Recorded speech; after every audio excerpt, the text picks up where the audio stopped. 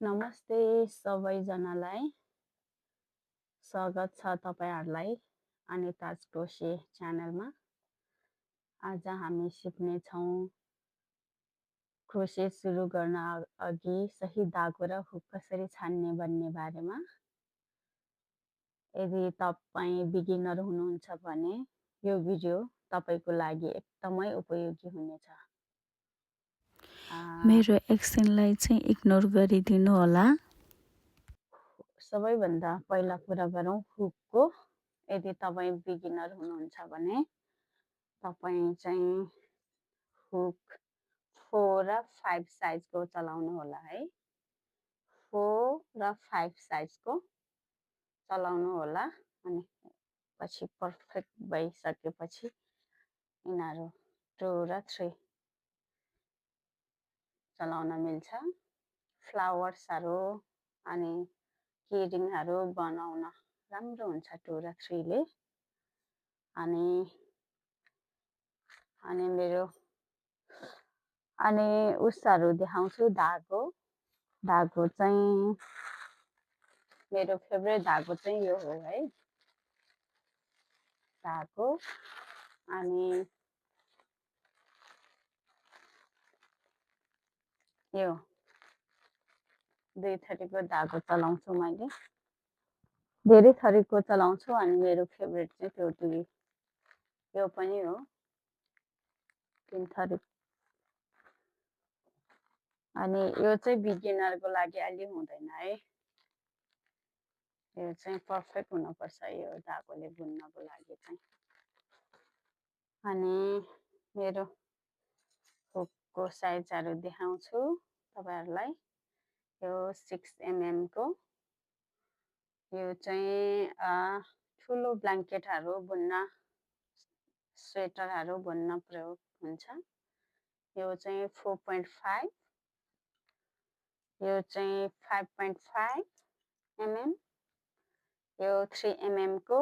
यो 2 mm को अनि 3.5 mm को 2.5 mm को है। अनि मेरो धेरै साइजको छ है। 1.50 mm बाट सुरु भएर 6 सम्मको छ मसँग। यिनीहरू भइहाल्यो। यो चाहिँ मेजरमेन्ट स्केल यो अनि यो है। अनि यो चाहिँ पन्जाहरू बुन्नलाई राम्रो हुन्छ, सजिलो हुन्छ। अनि यो चाहिँ स्वेटरहरू बुन्न यो 5 mm को हो। यो चाहिँ 4 mm को हो है। मैले अनलाइनबाट किनेको यो अमेजोनबाट। कुनै चाहिँ यही लोकल पसलबाट किनेको छु। यो चाहिँ मार्क स्टिच मार्क है। यिनीहरू चाहिँ हुक भइहाल्यो। यो चाहिँ इयरिङको लागि। अनि यो चाहिँ पमपमको लागि। टोपी बुन्दा युज हुन्छ। अनि यो चाहिँ घरमै कसरी बनाउने म पछि सिकाउँछु है त हजुरहरुलाई। यिनीहरू चाहिँ साइजकै छ। यो पनि यिनीहरू साइजकै छ।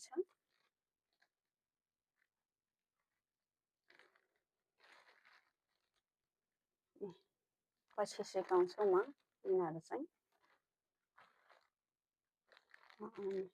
यो चाहिँ टोइजहरू बनाउँदा निशाना लगाउने है। तपाईहरुले चाहिँ यो एकैचोटि किन्न चाहिँ अलि सस्तो पर्छ है। एउटा किन्नु भन्दा एकैचोटि किनेको राम्रो हुन्छ। अनि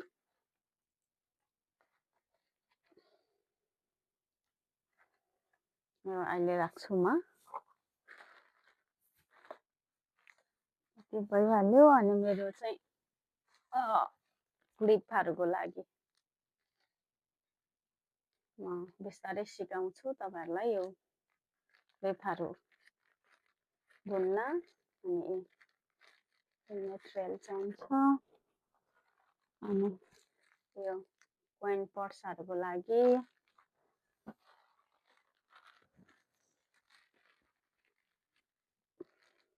यो मेरो मेटेरियलहरू देखाएको है तपाईँहरूलाई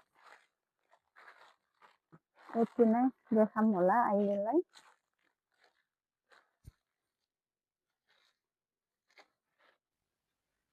धागो किन्दाखेरि चाहिँ यहीँ पनि लेखेको हुन्छ है हुकको साइज यानको साइज लेखेको हुन्छ है तपाईहरु बिगिनर चाहिँ मिडियम साइजको चलाउनु होला यान बिगिनरहरुको लागि चाहिँ यो नि राम्रो हुन्छ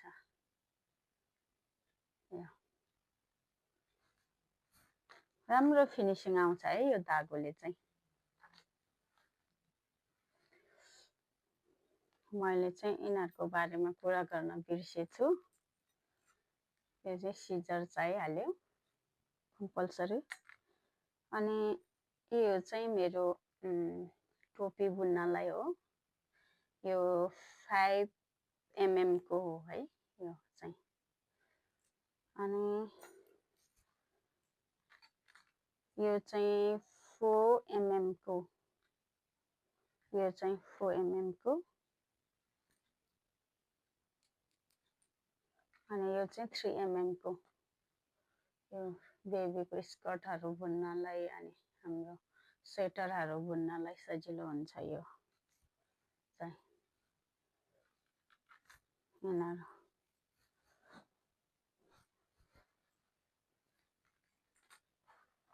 है त अनि म चाहिँ यहाँ राख्छु यिनीहरु यो कुरुसहरु स्वेटर बुन्ने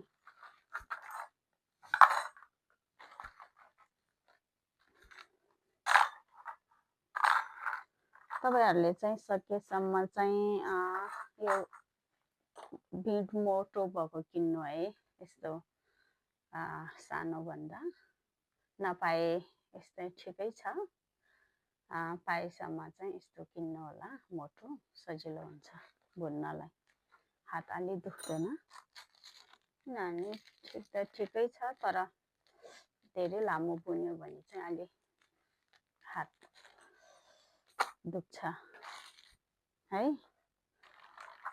अनि यो चाहिँ मेरो टोइजको त्यो कटनहरु राख्दाखेरि युज हुन्छ मेरो यो यस्तो नि थुप्रै छ मेरो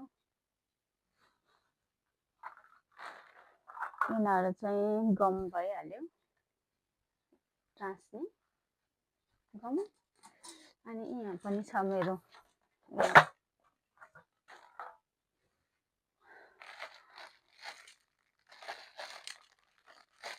यो ब्लिङ ब्लिङ लाइट हो यिनीहरु चाहिँ अनि मेरो क्रोसेट उ गर्दाखेरि टाँस्ने गम यहाँ हालेर यसरी गर्ने इलेक्ट्रिक गन ग्लु गन है यो नि किनेको थियो खासै त्यति राम्रो त नहुने रहेछ यो चाहिँ राम्रो छ बलियो हुन्छ यसले जोड्न चाहिँ है त मेरो धागाहरु उता पनि छ मैले कुनै अनलाइनमा किनेको कुनै चाहिँ लोकल पसलमा किनेको